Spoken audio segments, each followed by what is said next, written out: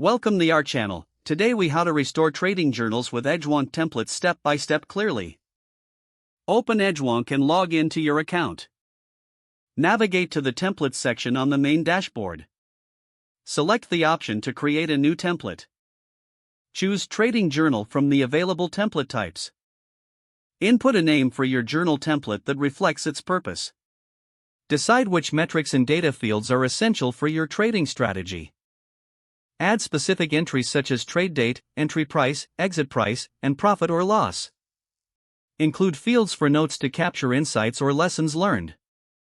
Consider incorporating risk management metrics like position size and stop-loss levels. Adjust the formatting options to ensure clarity and readability. Save your template to the Edgewonk library for easy access.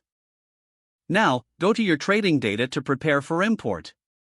Export your existing trading data from your trading platform in a compatible format. Return to Edgewonk and select the Import Data option.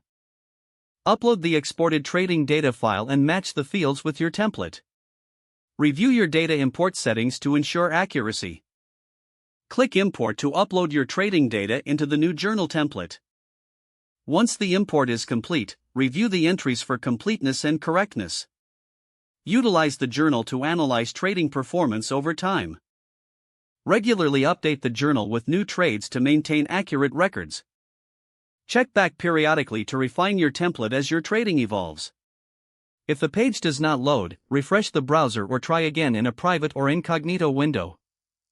Make sure you are using the correct email address, then retype it carefully to avoid small typos. If your password is not accepted, use the reset option and create a new strong password you can remember. Check your spam folder for verification or security emails, then complete any requested confirmation steps.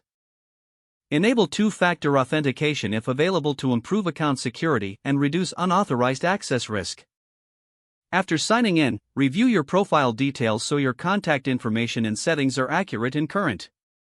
If you see an error message, note it down and try again after restarting your device and internet connection. Don't forget to like this video and subscribe to our channel for more step-by-step tech guides.